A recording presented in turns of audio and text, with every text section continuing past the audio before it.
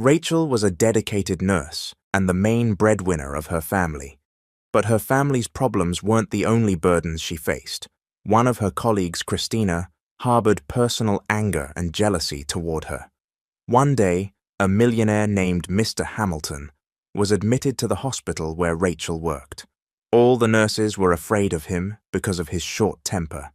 But when Rachel was assigned to Mr. Hamilton, she quickly earned his trust. Until one day, Mr. Hamilton asked Rachel for a favor, something he wanted to fulfill before leaving this world, and that was for Rachel to pretend to be his daughter for just one day. Would Rachel grant Mr. Hamilton's request? Would Rachel ever escape the hardships she was going through? This is Mr. Hope once again, inviting you to listen to another extraordinary true-life story. The air outside felt cold when Rachel stepped out of the hospital. The sky was dark, and only the street lamps lit her path. It was nearly 11 at night, yet her day wasn't over.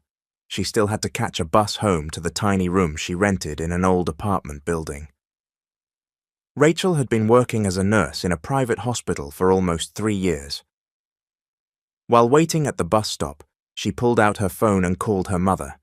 After a few seconds, her mother answered. "Rachel, my child, you called. What's the matter?" her mother asked. "Mum, how are you?" Rachel asked. Even though she was tired, she smiled upon hearing her mother's voice. She heard a faint cough from her mother before she answered. "I'm hanging in there, but my body's a bit sore. Your siblings are already asleep. Thank you, by the way, for the money you sent last week. Good thing we managed to pay their tuition." Her mother's tone was grateful. "Please remind them to study hard, okay? I'm sorry I haven't been able to send more lately," Rachel said. "My last paycheck wasn't enough, but I promise to make up for it next week." "That's all right, honey. I feel embarrassed because I'm afraid there's never anything left for you. Don't work yourself to the bone. I know you're the only one supporting us, but I hope you also think about yourself," her mother said, voice full of concern. Rachel closed her eyes and stopped her tears from falling. She wanted to tell her mother how tight things were and how she was barely surviving, but she chose not to because she didn't want her family to worry about her. "I'm okay, Mom. How about Ethan? How's his girlfriend?" Rachel asked, changing the subject. "Oh, that's another piece of our problem. The girlfriend's family wants them to get married right away. I told them we don't have the money yet. I don't know what your brother was thinking. He's still in school, and now she's pregnant," Rachel's mum said, clearly annoyed. "Let's not dwell on it, Mom. It's already done. I'll start saving so they can get married, and we can cover her prenatal care." "All right, Mom. There's a bus coming. I'll call you again in a day or two," Rachel said. "Okay, honey. Take care," her mother replied, then ended the call. Rachel took a deep breath afterward. The truth was, she was exhausted, but she had no choice but to keep going. For someone like her, who was the sole provider, being tired or taking a break wasn't an option. The bus arrived, and she quickly flagged it down. She got on, and as it drove away, she reminded herself again why she was working so hard. She longed to give her family a better life. By the time Rachel reached her apartment, she was completely worn out from a more than 12-hour hospital shift. She'd been going around the ward all day, monitoring patients with hardly any break. She wanted only one thing at that moment, to collapse on her small mattress and steal a few hours of sleep. But she stopped short upon seeing the door to her rented room. It was locked with thick chains wrapped around the knob and secured by a heavy padlock. Rachel frowned in confusion. She hurried to knock on the door of her landlord, Mrs. Paula, a plump woman who wore glasses and loved cheap jewelry. She knocked 3 times, but there was no answer. She glanced around, hoping someone else could explain what happened, but the entire building was silent. She knocked again, louder. "Mrs. Paula, it's me, Rachel," she called. Moments later, the door opened, and out came Mrs. Paula, still holding a fork with a piece of hot dog on it. "What is it? You're interrupting my dinner," Mrs. Paula snapped. "Why is my door chained and locked?" Rachel asked, baffled. Mrs. Paula sighed heavily and leaned against her doorframe. Haven't you realized you haven't paid rent in 3 months? Our agreement was if you haven't paid for 3 months, you have to leave. Did you forget, or are you just hoping I'd overlook it? She said, rolling her eyes. Mrs. Paula, I'm so sorry. I had to send money home. I was hoping you could give me at least 1 more week so I can pay everything I owe, Rachel begged. Mrs. Paula shook her head firmly. No can do, Rachel. I'm losing money here. You keep promising you'll pay next time, but it never happens. I'm not running a charity. This is a business. Mrs. Paula, please, at least let me stay until tomorrow. I just got off work, I'm exhausted, and I have nowhere else to sleep tonight, Rachel said, her voice cracking and tears threatening to fall. I don't care. All your stuff is out in the hallway by your door. Take it away because if it's still there tomorrow morning, I'll burn it, Mrs. Paula retorted harshly, then slammed her door shut, leaving Rachel stunned and clueless about what to do next. She walked to the side of the building and nearly burst into tears seeing her things. A worn-out suitcase, some clothes stuffed in a grocery bag, a small pillow, a blanket, and a thin mattress, all piled on the ground. She slowly sat beside her belongings. She felt like crying but couldn't. She tilted her head back, gazing at the dark sky as the chilly air nipped at her already exhausted body. She was deeply anxious because she truly didn't know where to go that night. After regaining a bit of composure, Rachel began moving her things onto the sidewalk. She placed her small suitcase beside a street lamp, slid the bag of clothes between her old pillow and a piece of cardboard she used as a mat, and stacked them near the weak yet chilly glow of the lamp. She looked around. Everything was quiet, and there were no people around to ask for help or information. Rachel sighed. Her family was back in another state, and even if she wanted to return there, she didn't have the bus fare. She couldn't go back to the hospital to sleep either because of their strict policy. Then she remembered her friend, Emily, who was also a nurse at the same hospital. She hurriedly took out her phone and dialed her best friend's number. The phone rang several times before Emily finally answered. Rachel? Your voice sounds strange. Are you okay? Emily said, clearly groggy from being woken up. I'm really sorry for disturbing you. I got evicted. I'm out on the street with all my stuff, Emily. I'm desperate enough to ask if I can stay at your place for a while. I don't know where else to go, Rachel said, her voice trembling with tears. Of course, Rach. Don't go anywhere. I'll have Dad drive me over so we can pick you up. It'd be hard for you to ride the bus with all your things, and I know you're exhausted, Emily replied, concern evident in her voice. Thank you so much, Emily. I can't tell you how sorry I am for the trouble. I'm so embarrassed, but I just have no choice, Rachel whispered, tears escaping as she spoke. Stop apologizing. You're not a bother. Just stay put, and we'll be there soon, Emily said. Thank you, Emily, Rachel murmured. After the call, she sat quietly beside her suitcase, hugging herself against the cold. Even in her desperation, she felt slightly relieved knowing she wasn't completely alone. She had a friend like Emily who was willing to help. Nearly half an hour later, she heard the sputtering engine of a vehicle. She stood up and saw an old pickup truck turning onto her street. Despite the darkness, she recognized Emily and her father. The truck stopped in front of her, and Rachel hurried over to Emily. She couldn't stop herself from giving her friend a tight hug. Thank you, Emily. I'm sorry I bothered you, Rachel said tearfully. Don't be silly, Rachel. You're no bother. Let's not talk about that, Emily said, patting her on the back. Emily's father, Mr. Larry, got out of the truck and helped them load Rachel's things. After securing her belongings, they all climbed back inside, driving away from that place. During the ride, Rachel was silent. She wanted to say so many things, but felt like she had no energy left. When they arrived at a small corner lot, The truck slowed before finally stopping in front of a modest house made of wood and sheet metal. Walking inside, Rachel saw 3 children sleeping in the living room, Emily's younger siblings, sound asleep on a thin mattress. "Come on, you can sleep in my room," Emily said, gesturing for Rachel to follow. Rachel sighed in relief and nodded. Once inside Emily's small room, they placed Rachel's belongings in a corner. A single electric fan provided the only breeze. "Have you eaten?" Emily asked. "Yes, I ate at the hospital," Rachel replied. "Are you sure? I think we've got some bread in the kitchen," Emily insisted. "No, I'm fine. Really, I'm still full," Rachel said, shaking her head.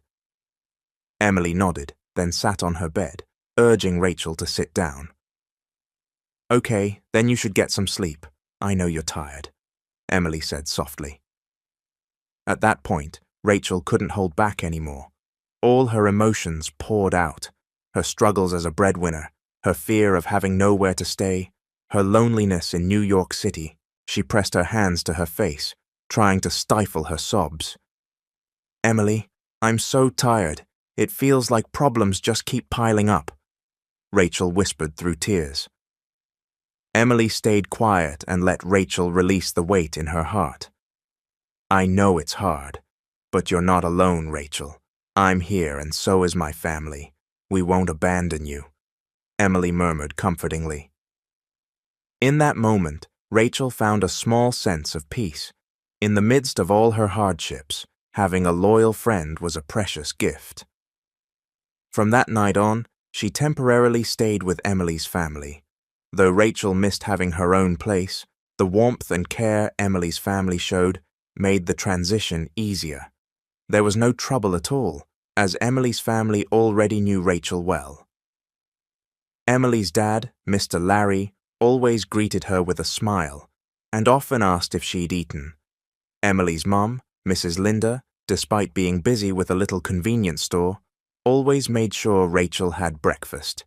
Even Emily's 3 younger siblings were fond of Rachel, especially the youngest, Benny, who often showed off his cute antics to her.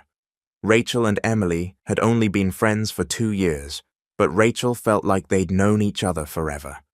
They first met when they were both new nurses, assigned to the same ward. Rachel still recalled how overwhelmed she'd been on her first day, barely knowing what to do in the flurry of tasks. Emily had noticed and immediately offered help. Emily's cheerful personality made Rachel feel at ease right away. Over the following days, they began sharing breaks, going out to buy cheap meals during their shift, and commuting home together whenever their schedules aligned. Aside from the grueling workload, Rachel also dealt with difficult co-workers, some even harder to handle than patients, like Tiffany. Tiffany was another nurse, but she was arrogant and liked to flaunt power because her aunt happened to be the head nurse of their department. Because of that, Tiffany acted as if she had a special status in the hospital, a status she used to make others, especially Rachel, feel inferior. One night, as soon as Rachel entered the nurse's station, Tiffany greeted her with a sneer, like she'd been waiting for her arrival. "Oh, you're finally here. I thought you quit or something, given that you haven't paid your rent in months. Don't be shocked I know about it. This hospital is a hotbed for gossip." "Poor you, Rachel," Tiffany said mockingly. Rachel paused from picking up the logbook, aware that other nurses were watching but unwilling to intervene. She tightened her grip on her pen and pretended not to hear Tiffany's remark. "Tiffany, could you hand me the chart for the patient in room 208? She asked calmly. "Wow, you're giving me orders. Maybe you've forgotten we're not on the same level," Tiffany snapped. "Fine, I'll get it myself," Rachel said, deciding not to argue. She was used to Tiffany's behavior by now. Tiffany's animosity toward Rachel had started when a male nurse pursued Rachel. Rachel had no idea Tiffany liked him, and since Rachel wasn't interested in a relationship, she'd turned him down. Even though nothing had ever transpired between them, Tiffany remained bitter about it. Rachel then devoted herself to her rounds, checking in on patients. She was used to exhaustion and lack of sleep. While noting a patient's vital signs, she felt a tap on her shoulder. Turning around, she saw Emily. "Rach, is it true Tiffany gave you an attitude again?" Emily asked quietly, sounding concerned. "Yes, but it's nothing new," Rachel replied, not bothering to elaborate. "She's so unpleasant. Obviously she's bitter because Patrick showed an interest in you and not her," Emily said, rolling her eyes. Rachel was about to respond when a sharp voice interrupted them. "What are you two whispering about, Emily? You calling me bitter?" Tiffany's voice rang out. Rachel and Emily turned to see her standing behind them, arms crossed, eyebrow arched, waiting for an explanation. Emily smirked instead of shrinking back. "Oh, Tiffany, I'm sorry. We didn't notice you. Maybe you want to run to your aunt and tell on us," Emily teased, eyes gleaming. Rachel saw Tiffany's eyes narrow with rage. "Don't think I can't have you both fired," Tiffany spat. "As long as we're doing our jobs right, we're safe, Tiffany," Rachel said quietly. Tiffany visibly trembled with anger, but they didn't give her the chance to retaliate. They walked away, leaving her seething. The next morning, Rachel and Emily had just clocked out from their night shift and were alone in the locker room. Rachel was preparing to head home, the soft whir of the fans the only sound. Suddenly, Rachel's phone rang. Seeing it was her mother, she answered immediately. "Hello, Mom. Is everything okay?" Rachel greeted. "Rachel, sorry to call at this hour. I know you probably just finished your shift, but could you possibly send money today? Your brother's girlfriend needs a checkup. She's pregnant, you know," her mother said, sounding embarrassed. Rachel bit her lip and shut her eyes tightly. "Mum, I don't have any money right now, but please don't worry. I'll find a way," she promised. "Thank you, child. I'm really sorry to keep asking. We have no one else to turn to," her mother said softly. "It's okay, Mom. I'll send it later today. Take care, okay?" Rachel finished, then ended the call. She slumped on the bench. Her chest felt heavy. She set down her phone and rubbed her temples. The door opened, and Emily walked in. "Oh, Rach, you haven't gone to sleep yet. You look so stressed. Is there a problem?" Emily asked, sitting next to her. Rachel let out a slow breath. "That was Mom. She needs money for my brother's girlfriend's checkup," she said. Emily didn't hesitate. She walked to her bag, pulled out her wallet, and handed Rachel some cash. "Here, use this," Emily said. Rachel was stunned and immediately shook her head. "Emily, I can't accept that. I haven't even paid back what I owe you. I should borrow from someone else," Rachel replied. "No way. With other people, you'll owe interest. With me, you won't. I know you can't abandon your family, so don't overthink it. Just take it," Emily insisted, taking Rachel's hand and pressing the money into her palm. "Thank you so much, Emily," Rachel murmured, tears forming in her eyes. "Enough of that or we'll both end up crying. Let's just get some rest. We have the day off tomorrow. Time for a longer break," Emily said, flopping onto the bed. After that one day off, Rachel and Emily's shifts changed to a daytime schedule. Having just come off the night shift for several weeks, morning duty now felt heavier in a different way. The hospital was busier during the day. More patients, more rounds, and more people to manage.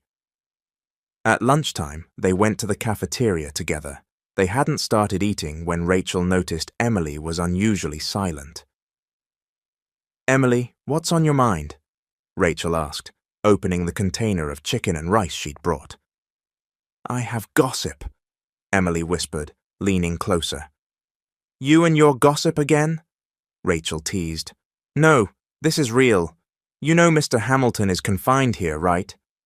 Emily's eyes went wide. "Who is he?" Rachel asked, brow furrowed. Emily almost choked. "Seriously? You've never heard of Mr. Hamilton?" she asked in disbelief. Rachel shook her head and continued eating. "If I knew who he was, "I wouldn't be asking," she replied. "Mr. Hamilton is one of the richest businessmen in the country. He owns big hotels, restaurants, and who knows what else. He's so wealthy, the entire hospital must be in a frenzy trying to accommodate him.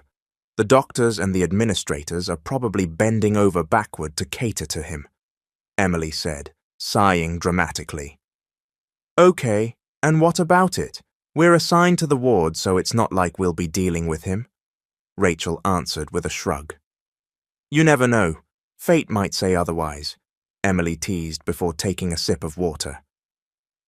Rachel said nothing, continuing her meal. Several hours later, their shift ended, and they headed to the locker area.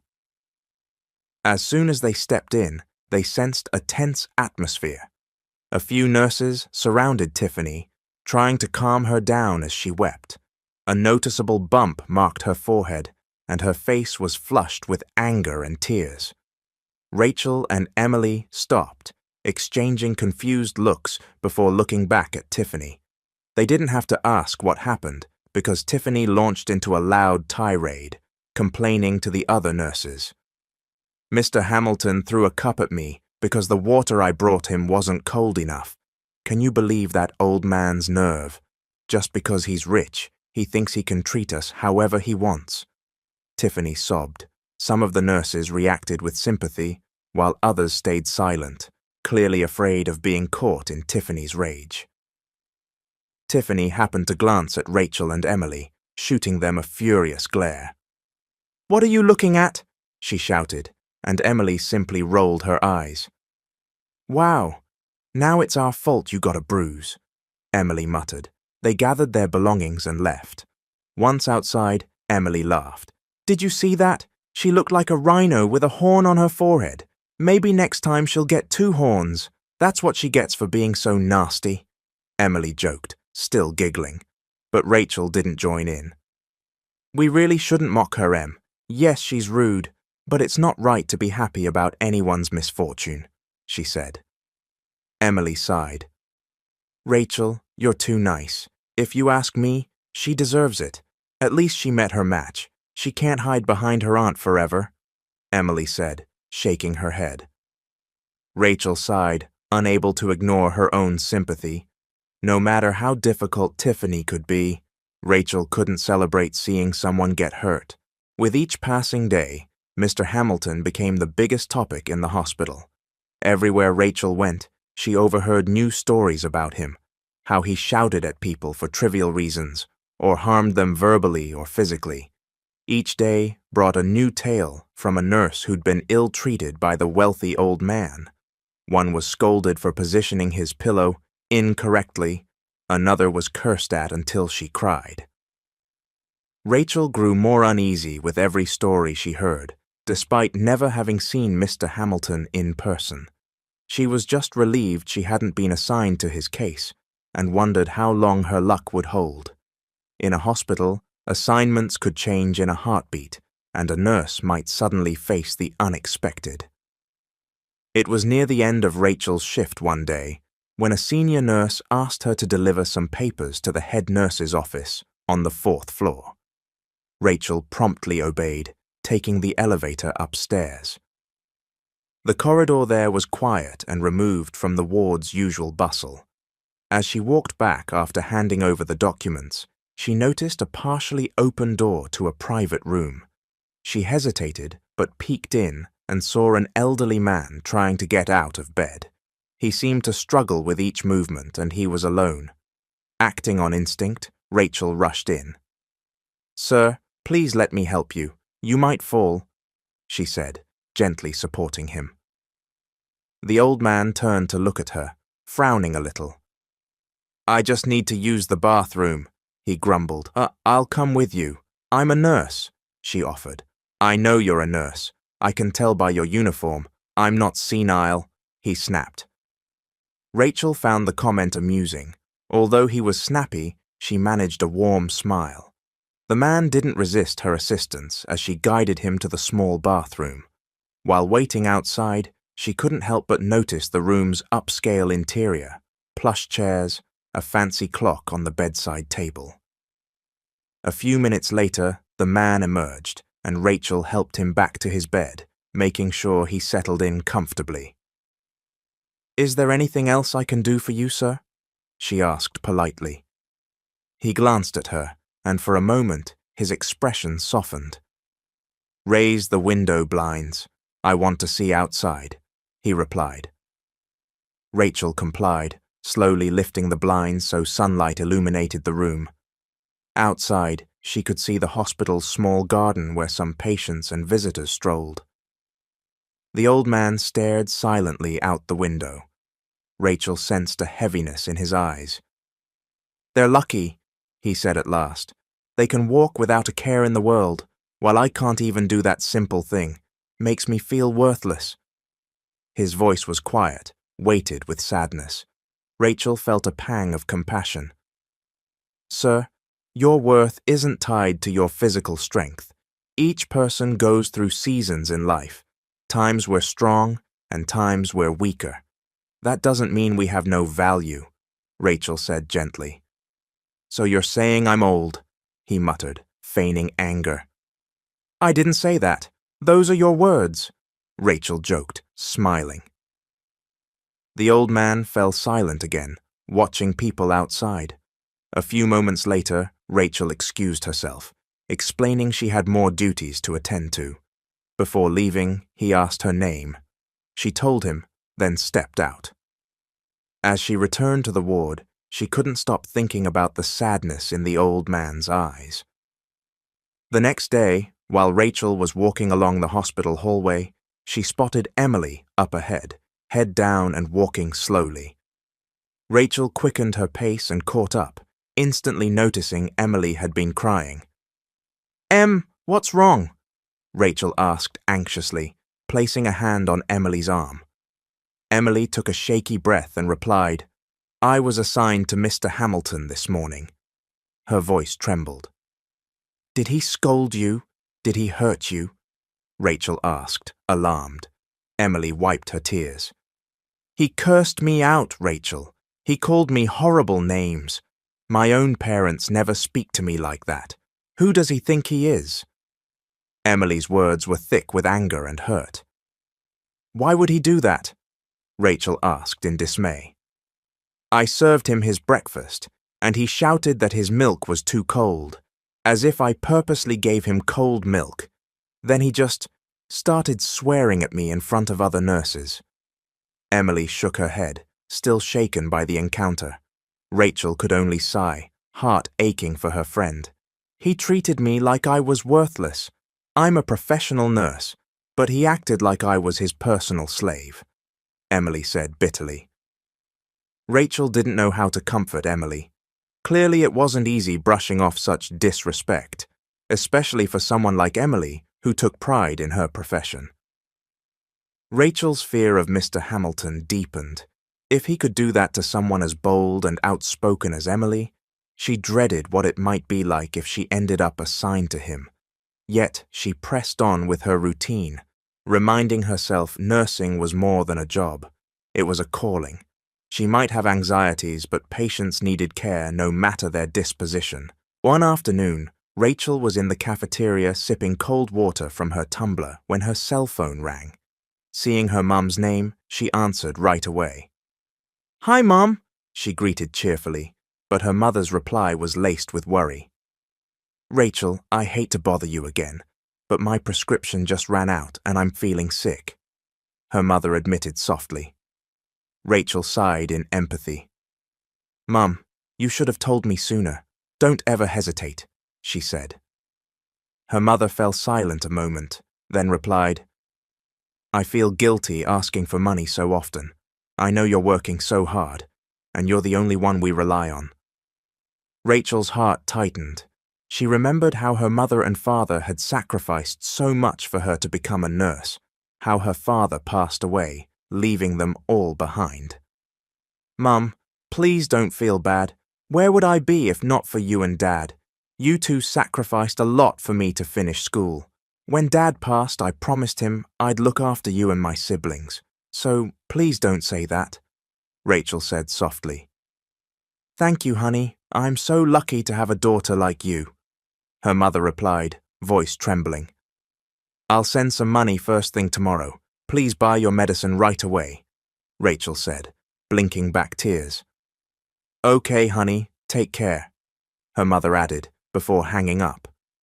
Rachel stared at her hands, the same hands that cared for countless patients every day, and yet were always struggling to earn enough to support her entire family. She never complained, but exhaustion weighed heavily on her shoulders. Being the sole provider meant there was no room to falter or break down. One morning, when Rachel and Emily arrived at the hospital, everyone seemed busy. Calls echoed from the intercom, staff hurried about, and the smell of antiseptics filled the air.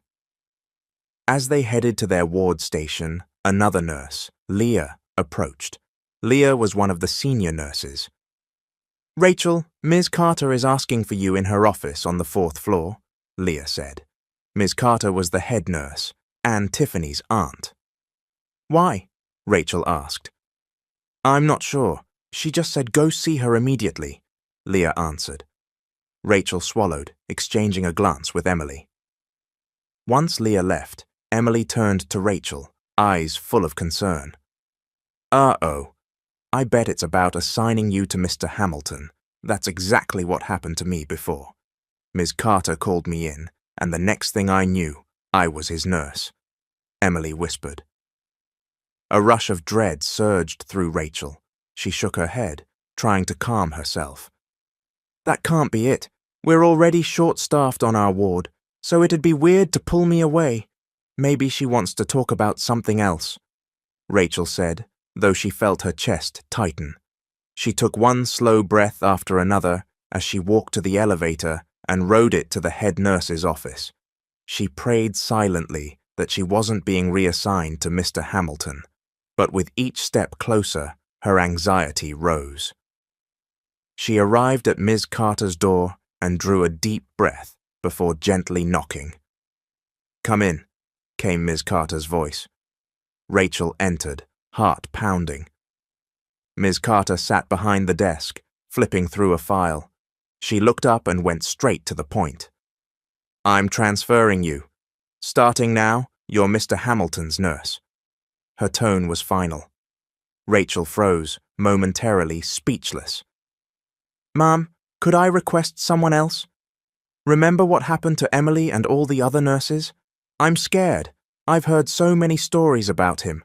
I'm not sure I can handle it, Rachel confessed, her voice trembling. It doesn't matter.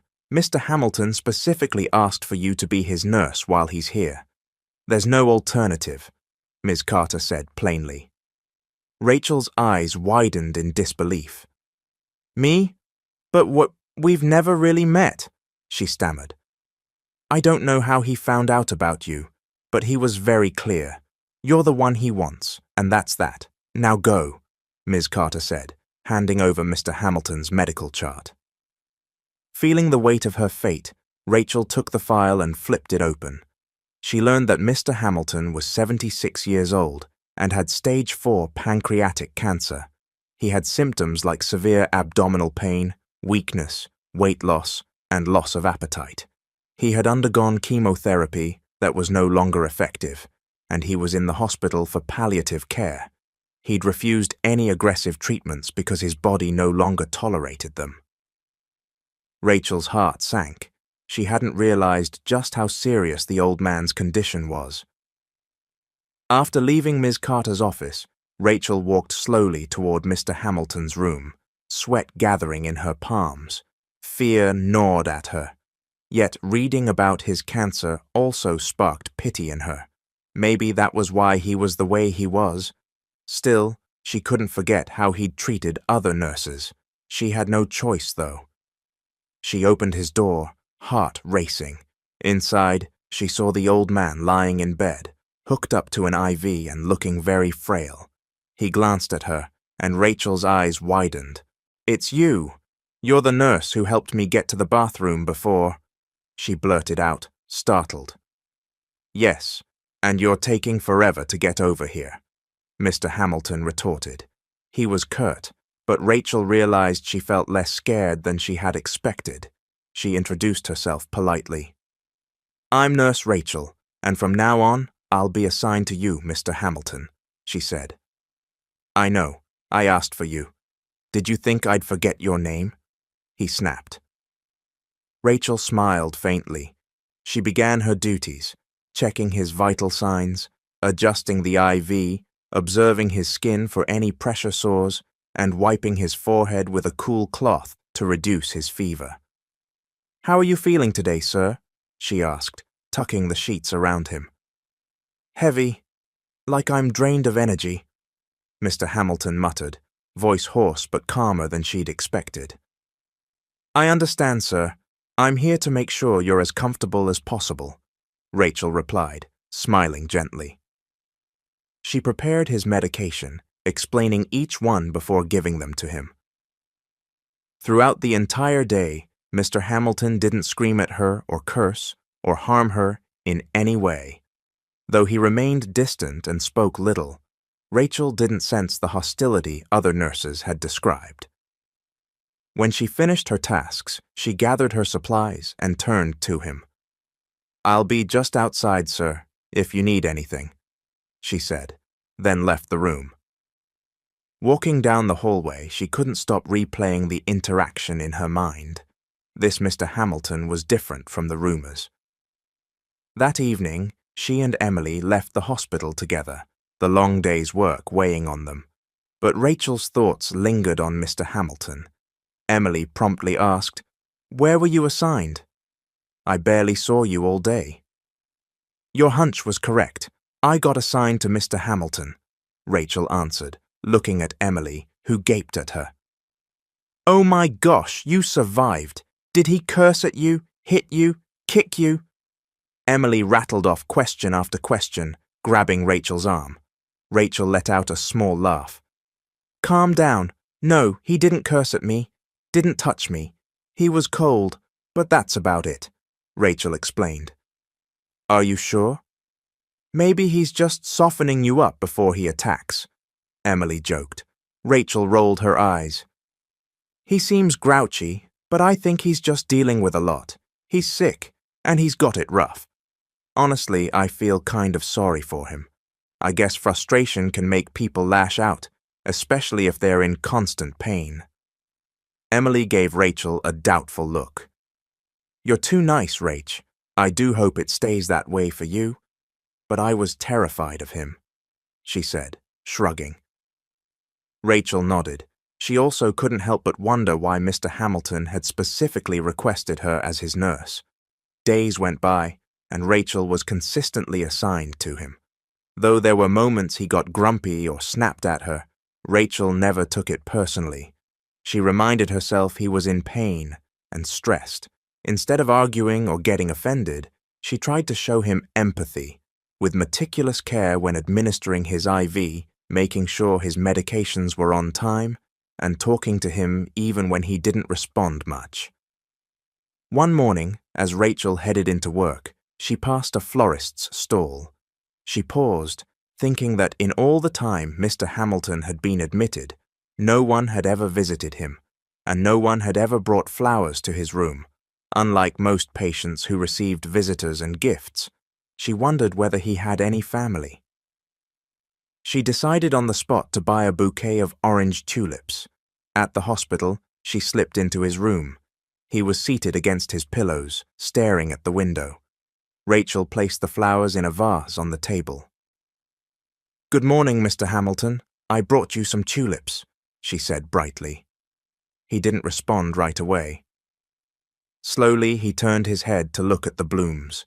He said nothing, yet tears gathered in his eyes. Rachel pretended not to notice, sensing his vulnerability, and respectfully changed the subject, giving him space to process. On another morning, Rachel walked in to find an unusual heaviness in the atmosphere. Unlike before, Mr. Hamilton appeared deeply troubled, slumped against his pillows, refusing to look at her. She carried a tray of his prescribed medications, part of their normal morning routine. But before she could speak, Mr. Hamilton swatted the tray aside. I don't need that, he snapped. Pills and small packages scattered across the floor, and the tray clanged loudly. Rachel gasped in shock as the pills scattered and the water spilled onto the bed. She was alarmed, but refused to show panic. "What's the point of taking those medicines? I know I'm going to die soon, maybe only a few months left. I'm just making myself suffer," Mr. Hamilton shouted, voice full of bitterness. Rachel stayed silent as she looked at the old man. She didn't see pure anger in his eyes, but exhaustion, fear, and loneliness. She took a deep breath, walked over, and sat on the edge of his bed. "Mr. Hamilton, I know it's hard. I know you're tired, in pain, and scared. None of us knows exactly how much time you have left, but one thing I'm sure of, your life isn't over yet. If you're still alive and waking up each morning, it means God still has a reason for keeping you here," she said quietly and with great understanding. Rachel paused for a moment and looked at Mr. Hamilton, who now hung his head, seemingly embarrassed at his own outburst. "I know I can't make your illness go away, but I want to remind you that you're not alone. As long as you're here, I want you to feel that your life still matters," Rachel continued.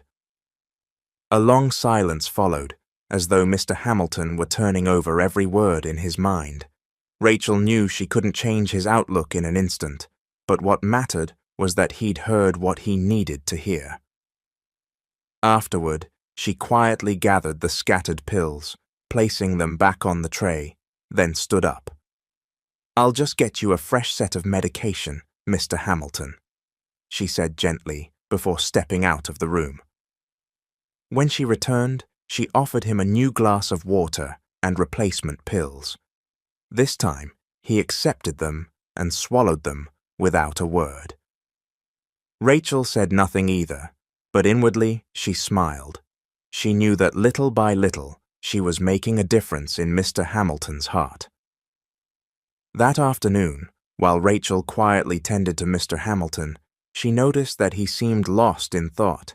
He wasn't frowning or annoyed as he had been in the past.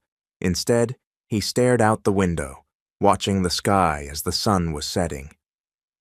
She decided to break the silence. "That view outside sure is beautiful, isn't it, Mr. Hamilton?" she said, as she carefully adjusted his pillows.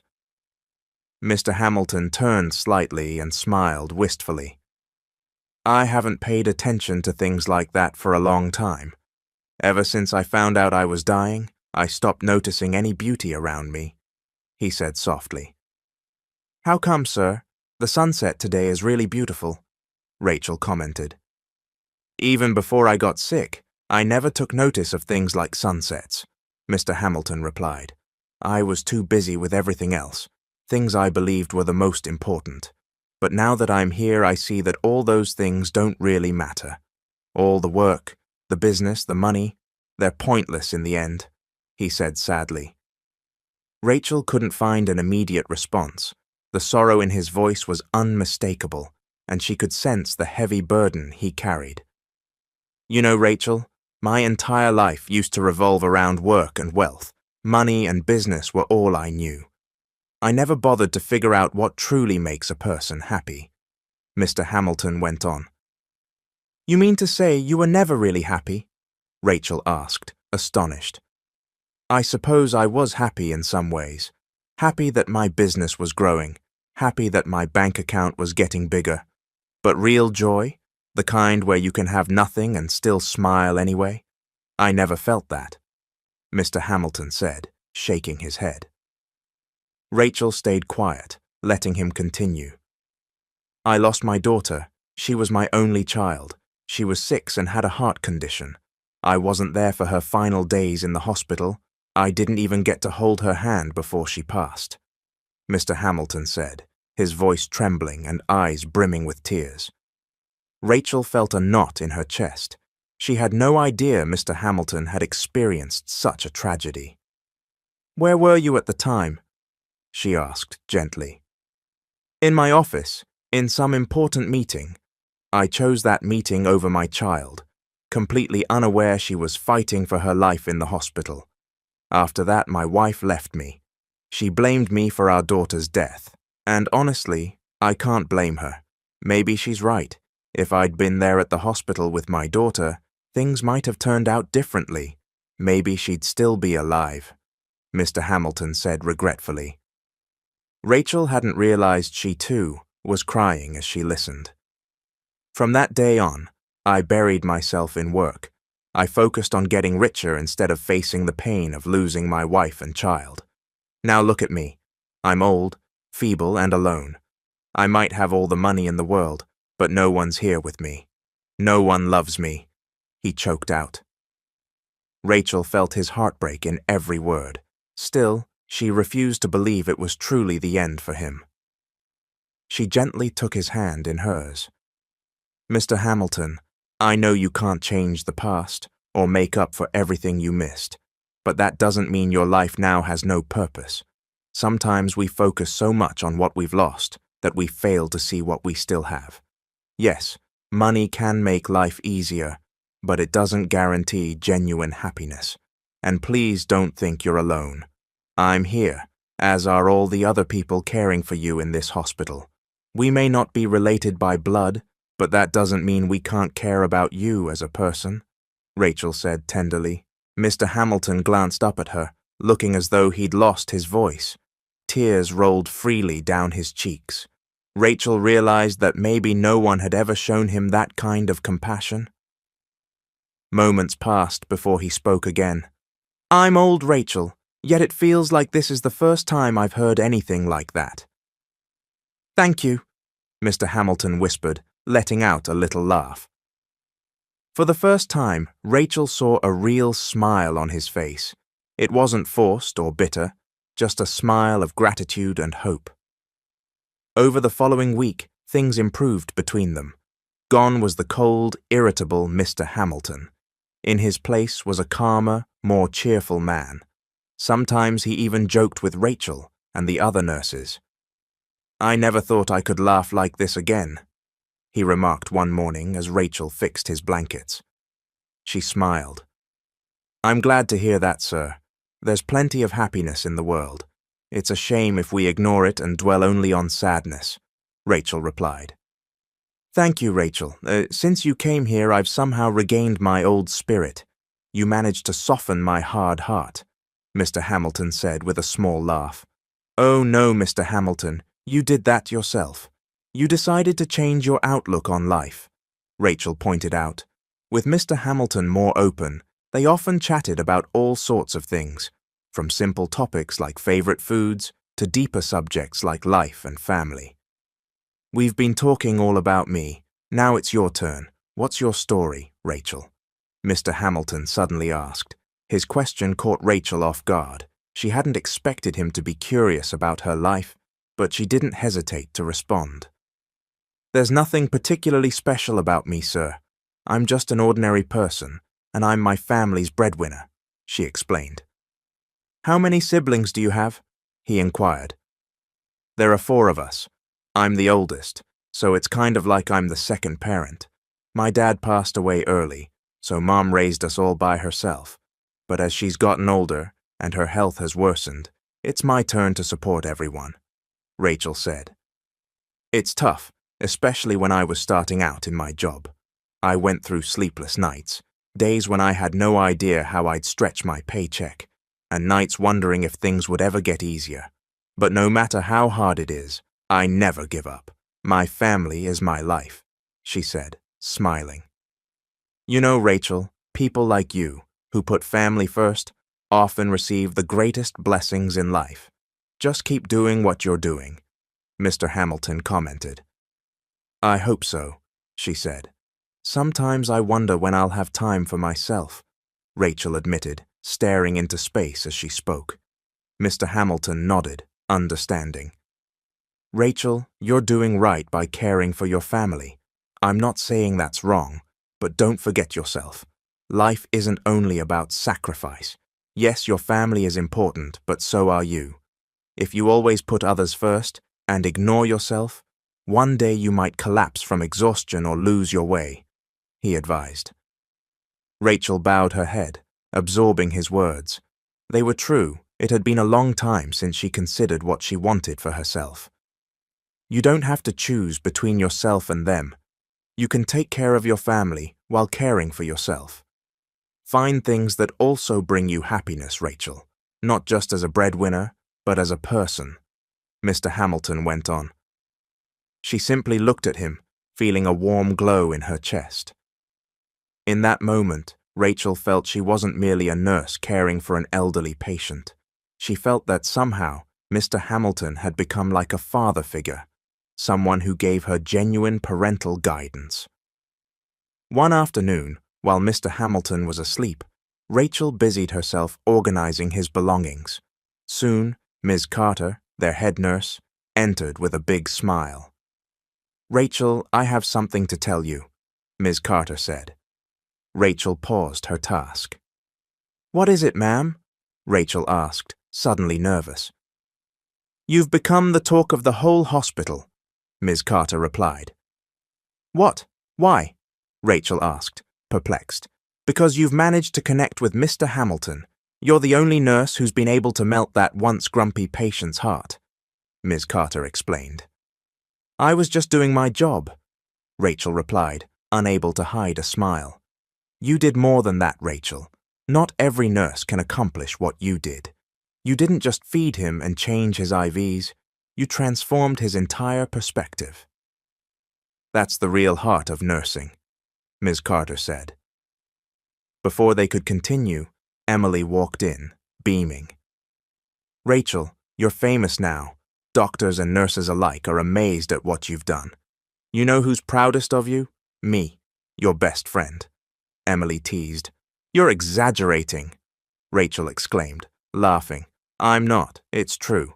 Everyone's saying you have this special aura, like you're so easy to get along with. I wouldn't be surprised if you become every patient's favorite nurse," Emily said. Rachel chuckled.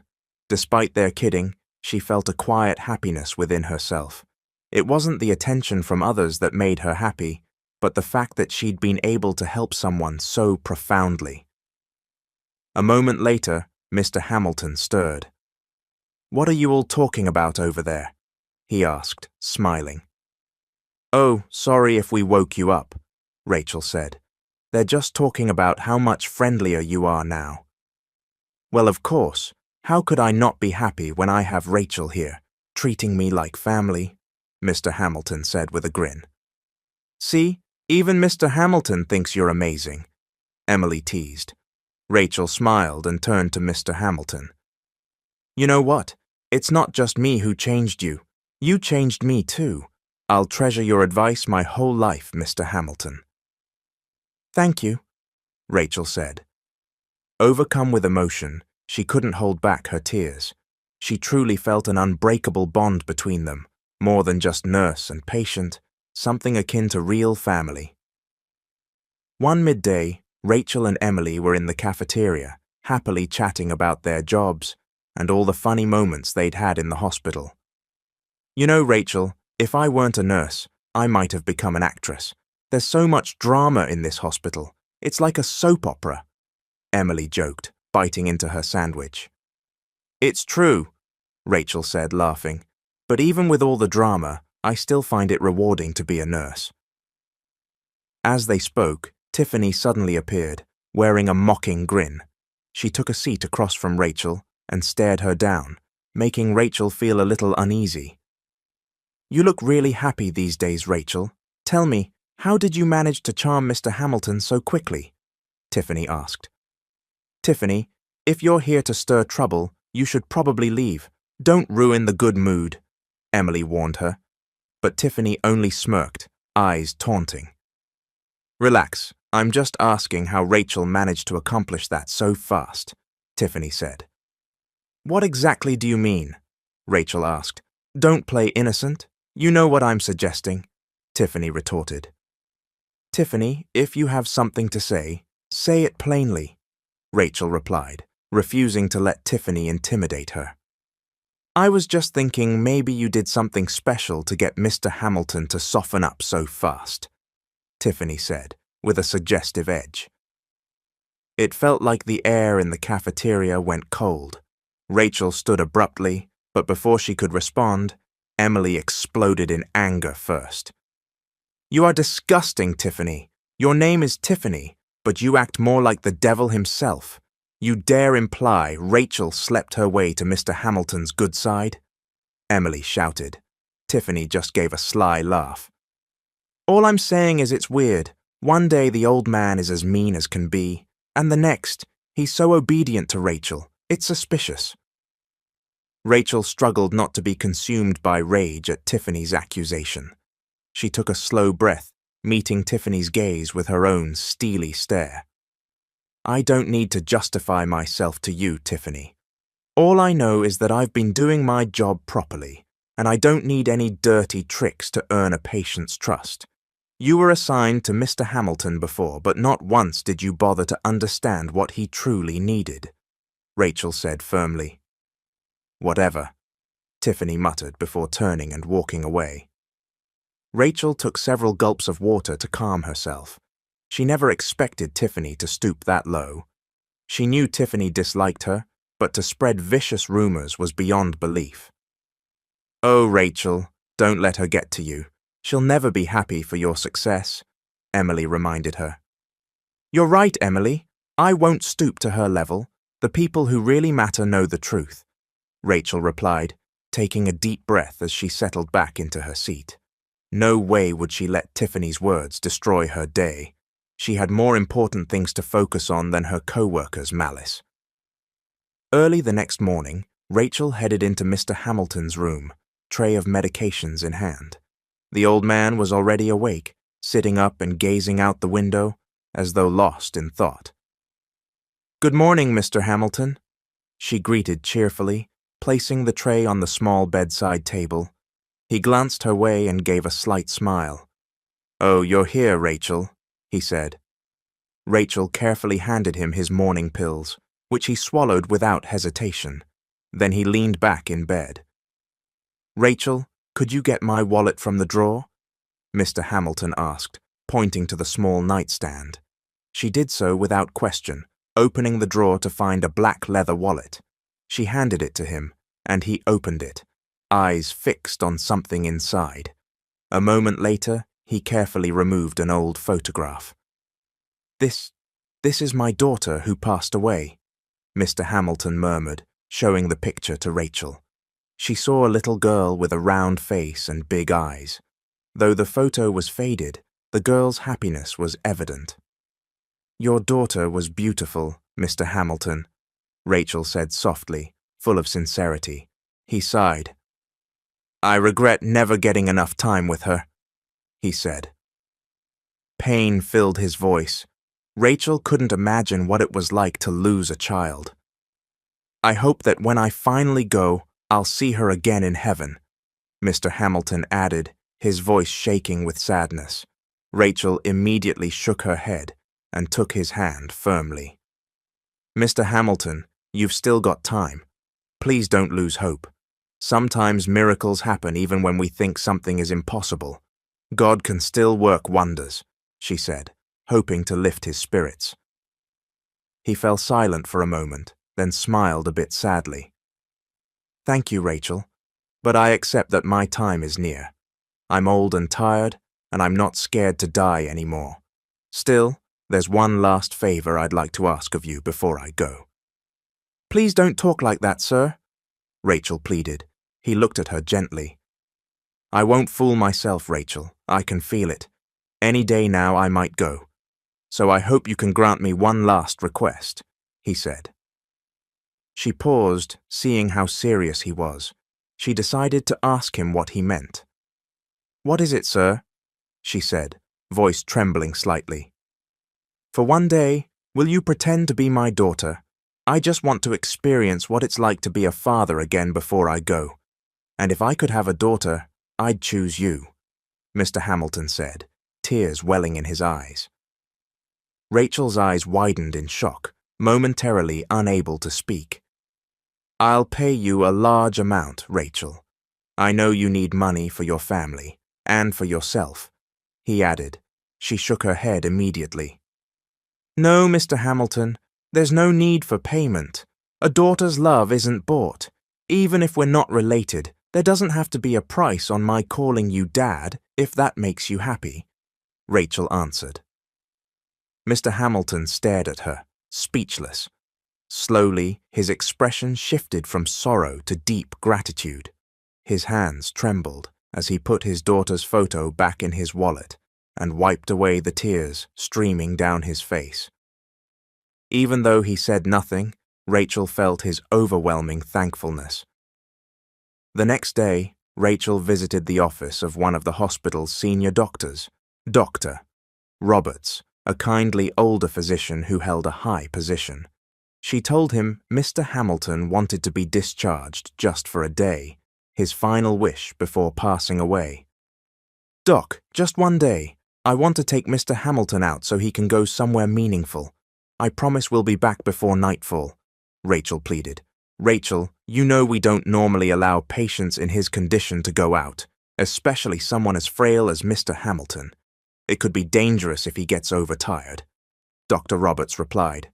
Rachel understood that, but she also knew Mr. Hamilton's wish was more important now. "Doc, we'll have a driver with us, and I'll personally make sure he won't overexert himself. Please, just for one day," she insisted.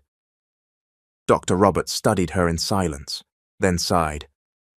"If it were any other nurse asking, I might say no. But all right, I'll allow it." Rachel's face lit up. She thanked Dr. Roberts profusely before leaving his office. When Rachel told Mr. Hamilton that he'd been cleared to leave the hospital for a day, he was ecstatic.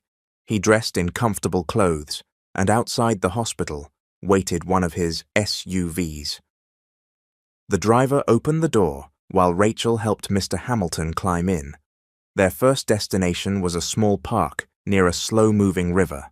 Upon stepping out of the vehicle, Mr. Hamilton gazed at the green trees and watched the gentle current. They began walking slowly. "My daughter and I used to come here often," he said, smiling faintly. "We'd have picnics, and she loved to float little paper boats in the water." Rachel glanced at the river, where a few kids were indeed playing with paper or wooden boats. They strolled carefully, heading to the water's edge, and with each step, Rachel felt the weight of Mr. Hamilton's memories. But she also felt glad that she was helping him revisit a place he once enjoyed with his daughter. Afterward, they went to an old ice cream parlor.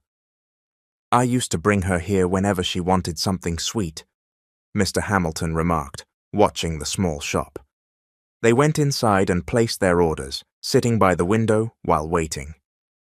Rachel noticed his breathing was a bit heavy. "Dad, are you okay?" she asked quietly, using the word he'd wanted to hear. "I'm fine, honey. Actually, I'm happy I get to hear someone call me Dad again.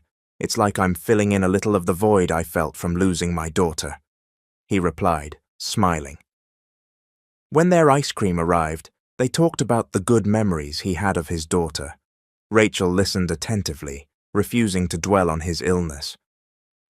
After ice cream, they headed to a bookstore because his daughter had loved reading. "How about you, Rachel? Do you like reading?" Mr. Hamilton asked. "Once upon a time, yes, but now I barely have time," she admitted. "Would you like a book, honey?" he asked. "Dad, you don't have to," she began, but he cut her off. "I want to give you a gift. I want you to remember this day," Mr. Hamilton said firmly. Rachel smiled. After a few minutes of browsing, she chose a title and handed it to him. "Are you sure this is the one you want?" he asked. "Yes, Dad," she said. He paid for it, then before leaving, wrote a note on the inside cover. "For Rachel, my child who brought light back into my life."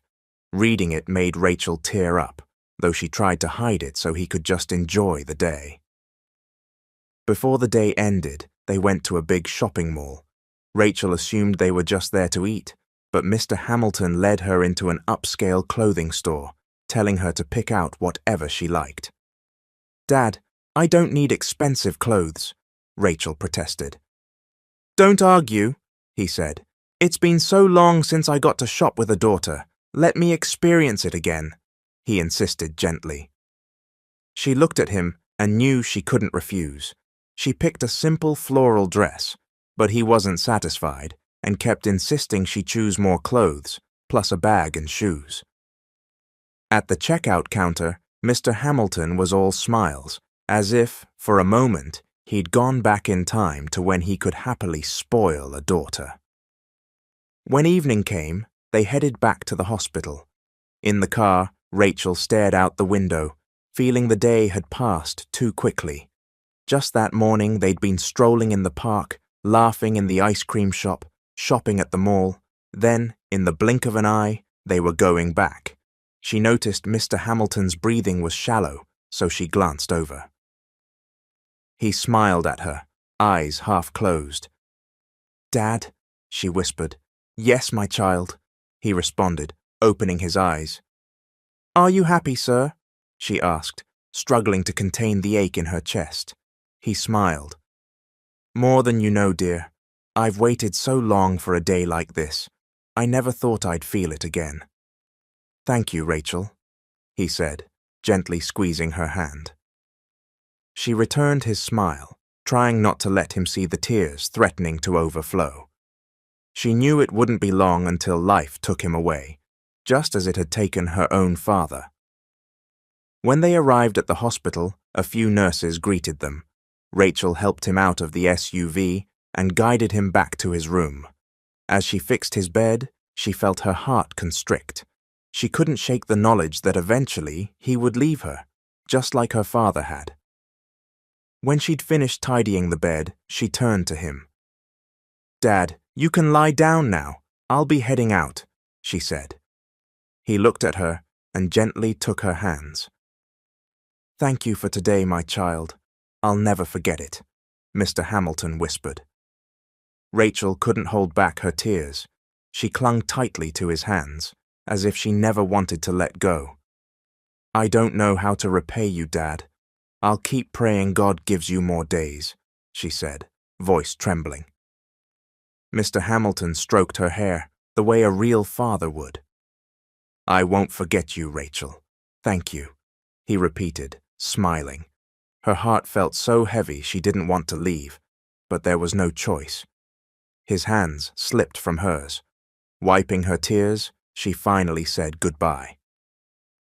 As she cast one last glance from the doorway, she saw him sitting on the bed, gazing at her with a gentle smile.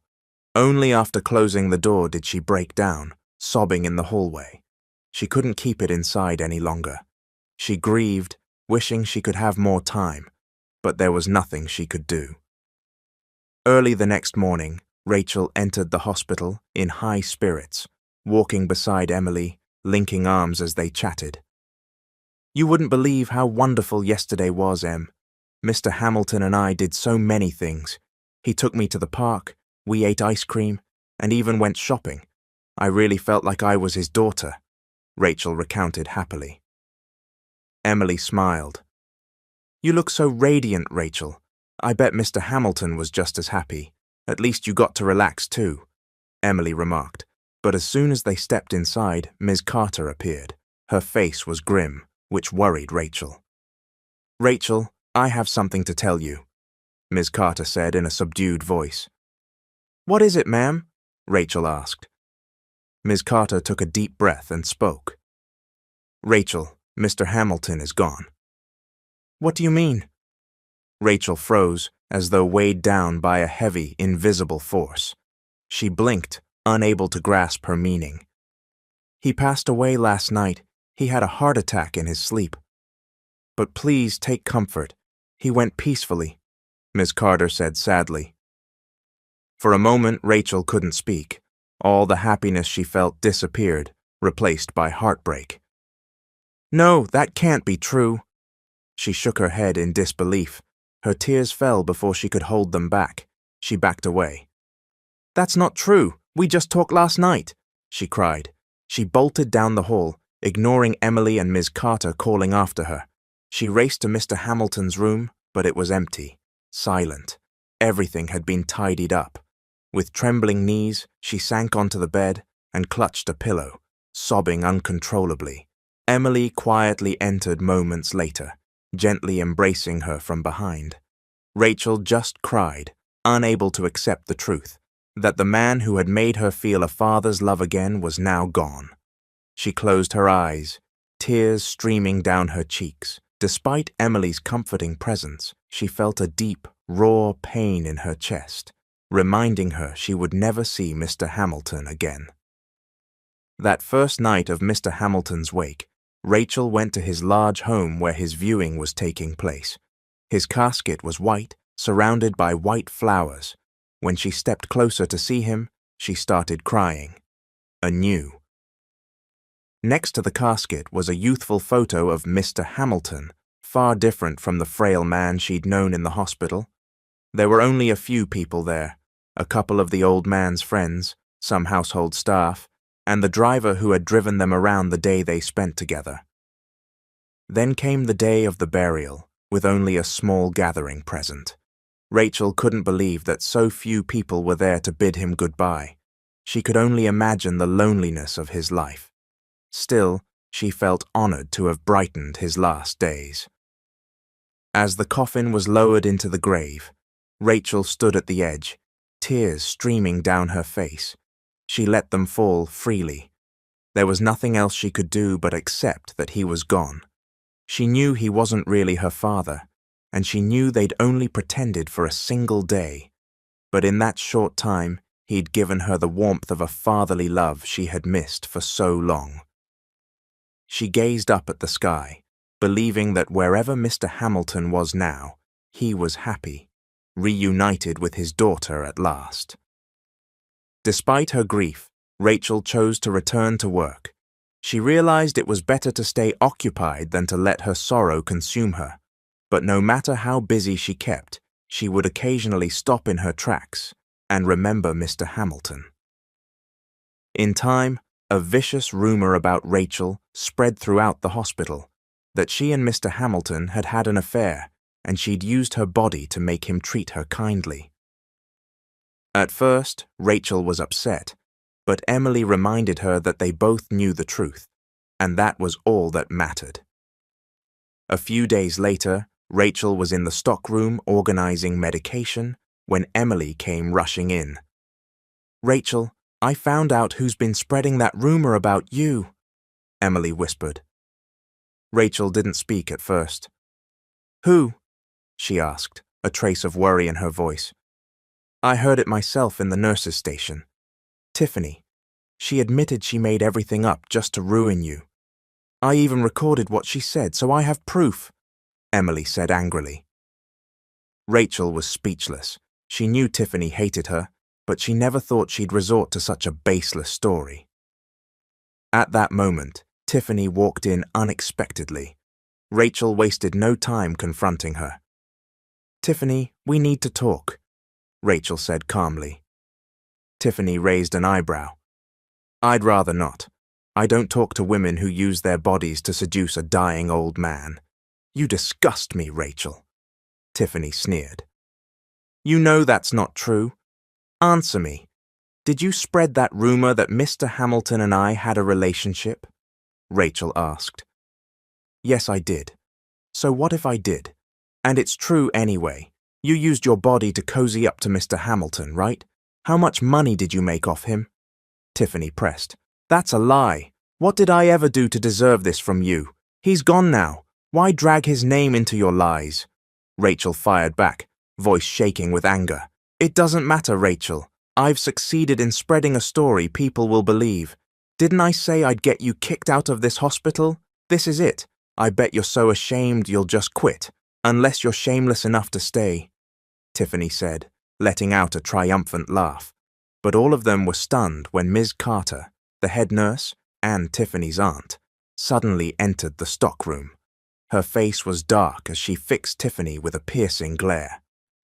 "Tiffany, is it true what I just heard? That you're spreading false rumors about Rachel and Mr. Hamilton?" Ms. Carter asked in a frosty tone. Tiffany said nothing, fear evident on her face. "Aunt, I don't know what they're talking about," she stammered. "You don't know?" Emily cut in. "Ms. Carter, I heard Tiffany myself. She confessed to other nurses that she'd made up the story to ruin Rachel. I recorded her. I have evidence. She's wanted to get Rachel out of here for a long time. She hates her, Emily said, anger flaring. Ms. Carter's eyes widened, and she turned to Tiffany again. This time, disappointment overshadowed her anger. You've disgraced yourself, Tiffany. I never thought you'd do something like this. You know we don't tolerate this kind of behavior in this hospital.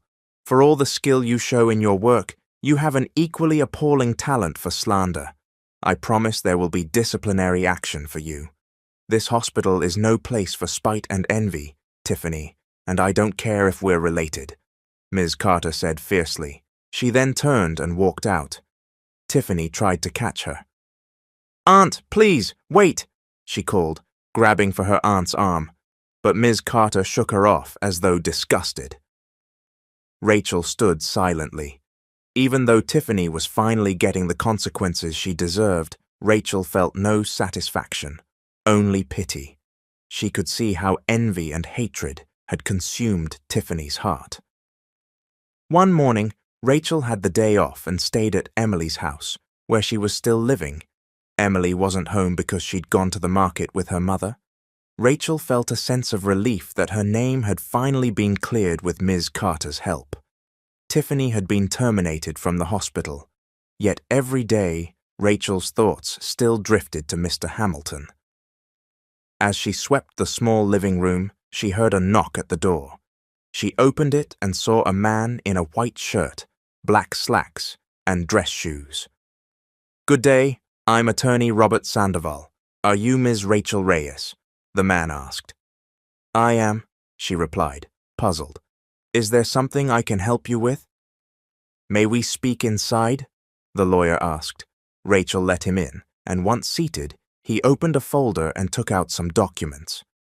I'm here to inform you that in Mr. Hamilton's final will, he left you a substantial portion of his estate, he declared. Rachel's eyes widened. Her whole body went cold. I'm sorry, what did you say? She stammered. He bequeathed to you a large share of his assets, farmland in Montana, a vacation house in Colorado, and money in the bank, Attorney Sandoval clarified. No, if that's true, I can't accept it, Rachel insisted. The lawyer smiled gently and handed her the documents. I understand how you feel, but you need to know that Mr. Hamilton thought this through. This was his way of repaying you. A few days before he passed, he often mentioned how deeply you cared for him, not because you were his nurse, but because you genuinely had compassion for him. He wanted you to have this, Rachel, so please accept it. That will make him happy wherever he is, the attorney explained. Rachel stared at the papers in her hands, struggling to process it all. She remembered Mr. Hamilton once telling her that people who put others first are granted big blessings. She never dreamed that blessing would come directly from him. A few days later, she went to the cemetery to visit Mr. Hamilton's grave. It was late afternoon, and the sun was beginning to set. She held a bouquet of tulips, his favorite flowers, and stepped slowly toward his gravestone, reading the marble plaque bearing his name. She let out a sigh. A few weeks had passed since his death, but she still felt the sting of losing him. She gently laid the flowers on his grave. Mr. Hamilton, I'm here to thank you. I never expected you'd leave me such a huge blessing. At first, I couldn't accept it. I felt I wasn't worthy. But I remembered what you said once, that people with good hearts receive blessings beyond their imagination. I'm not sure if I'm a good person, but I promise I'll use everything you left me in the right way, Rachel said, letting her tears fall, though they were tears of gratitude now, not just grief. After a few moments, she wiped her eyes and offered a faint smile, pressing a light kiss to her palm and touching it to the headstone. Then she turned and walked away. Despite everything, Rachel continued working as a nurse. She didn't waste the gift Mr. Hamilton had left her. She shared it with Emily's family to repay them for their unwavering help. It was her way of thanking them for supporting her when she'd felt so alone. She also opened a small flower shop and a small restaurant, enterprises to make the most of the funds Mr. Hamilton had given her. She bought a house and land where her mother and siblings could live together once again. As she built this new life, Rachel never stopped thanking Mr. Hamilton, not just for the wealth he'd entrusted to her, but for the lessons he taught her, that the true value of riches isn't measured in money, but in kindness, love, and generosity. She realized that the goodness a person shows to another can come back in ways you'd never expect. The end.